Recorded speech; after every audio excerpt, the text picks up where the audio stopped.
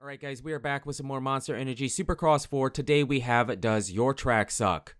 This is the first episode of the season. We have 3 tracks to show you. If you want to be featured in Does Your Track Suck, make sure to leave a comment with your track name and what platform you're on so I can find it.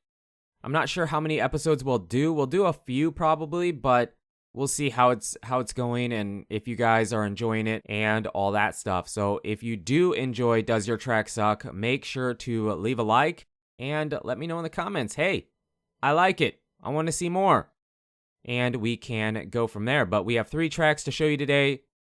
2 of them are crazy good. One of them, it's okay. It's okay. Okay, so this first track is by Banana, and the track name is What Is This Track? This is probably the weakest track. Well, it is. It is the weakest track of the day. The layout isn't bad. It actually kind of has a cool idea, but the track itself isn't really that fun. That sand whoop section isn't that fun. You kind of jump in and maybe you're supposed to jump in, jump out kind of, but if you try to get on the top, it doesn't really work. That section isn't that fun. A bunch of the jumps, it's really easy to over jump. We have a decent amount of parts of the track where there really isn't anything. Kind of saw some of that S-turning stuff back there, and I'm not a big fan of sections on a track that do the S-turning. I mean, a track doesn't have to have a rhythm section after rhythm section after rhythm section to be fun, but for me, that's what makes a track mostly fun and adds that level of difficulty to it that separates players, you know? People mess up rhythms, that's just the way it is, and so if you do it less, I guess, you're gonna be faster on the track or more consistent.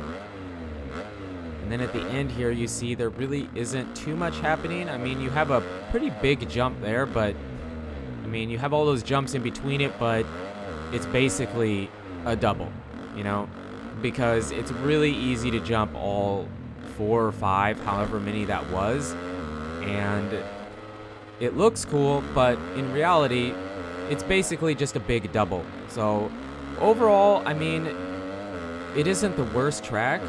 And I also had a tough time finding tracks because I waited until Thursday to start finding tracks, and I am on PC for the first episode. There really wasn't that many tracks. There was a few, but there wasn't that many, and one of them was really bad. Like, whoa bad. That was supposed to be the second track, but I found a better one, and that's a track we switched out, and I do use the 450. I am using the 250 for this track and the third track because I just wanted to. It was the only bike I had fully upgraded, and we switched out gear, graphics, and I thought it was cool, so we used the 250 here, but we used the 450 on the second track. But this track overall, it was just kind of meh. You know, it was a typical style track I see fairly often. It had nothing that special about it, and it wasn't a track I wanted to play over and over again. So for this track, we are giving 2.5 stars. It isn't the worst track ever, but it isn't that great either. It is just a very average, random track that you can find in the search when you play custom tracks in Supercross 4.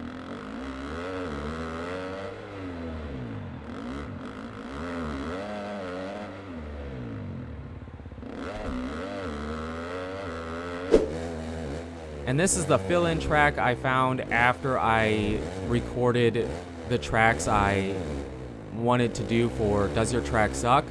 This is A1 2013, and it is awesome. Now, I don't remember what A1 2013 looked like, but I'm assuming it was pretty similar to this track. This track is by Winter, and he made a track, well, he made 2. He made 2019 Daytona, and Kingston Round 1 in Supercross 2, and they were amazing. This track is very similar, super well built, and it was thought out. You can tell he played the track, he built something, and then tried it. It works perfect. The only part of the track I felt like was a bit weird was the step up a double over the start straight. But it doesn't mean he did bad. It just means that the track editor probably didn't allow him to do what he really wanted to do, you know, because the editor is just that way. But overall, fantastic. I have no other complaints about this track. It is amazing. It was so fun. I played it a ton. So glad. He actually messaged me about it, but I had found the track before he messaged me. It was one of the first ones I saw when I went to Newest Tracks. It's amazing. Fantastic job. Again, I'm not a walking encyclopedia of Supercross tracks, but I trust he did a very good job. Going back to the tracks he has made, his 2019 Daytona is the best version of Daytona I've ever seen anybody make in a Supercross game. It was great.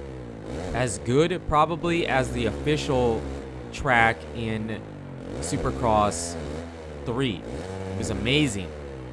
And his Kingston 1 remake from Reflex in Supercross 2, that track, if we would have rated it, was a perfect track. One of the few tracks I would have given 0 stars to. It was amazing. So this track is fantastic. I highly recommend it. Everything is so thought out and works perfect. We are going to give this track half a star. It should have less, but I only do half and full ratings, so this track, half a star, but it probably should have like a quarter.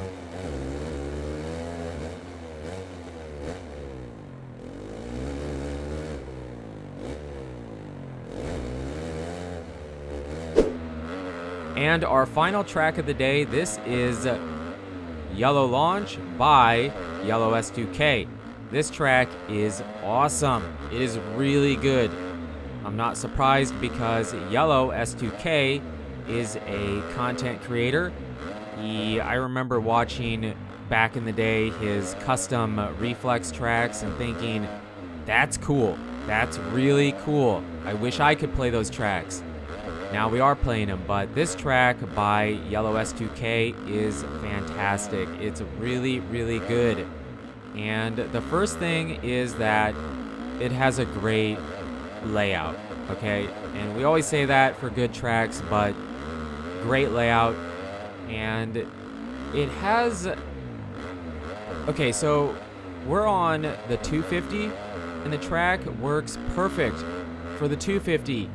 And I know he used the 450 to make it because you have to test it using Cooper Webb. So he made the track in a way that it's fun for both bikes, 250 or 450.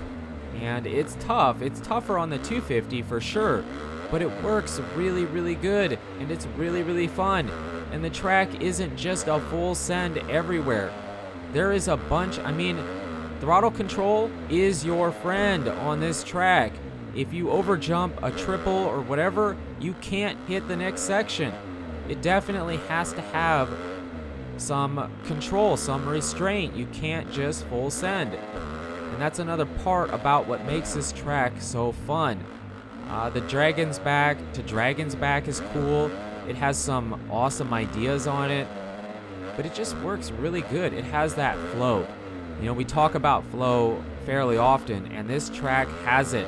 Definitely has it. That pre-made Dragon's Back section where you double off and then single into the sand. Well, we just went by it, but that section is awesome. It's cool. I always enjoy having that nice double and then a single into a corner. It feels realistic, and it's just fun. You can control your speed into that corner. The sand double, where you have to double off the big sand jump, that section was pretty tough on the 250, but it definitely works. And again, that was probably one of my favorite parts about the track, is that it worked for the 250 and 450. But this track is awesome. We're giving it half a star. Yellow S2K, great track, and I'm not surprised, and I highly recommend it. Go check it out if you are on PC. But that's going to wrap up this video. You guys and girls are absolutely amazing. Thank you so much for the support on the channel lately. It really does mean a lot. And until the next video, take it easy.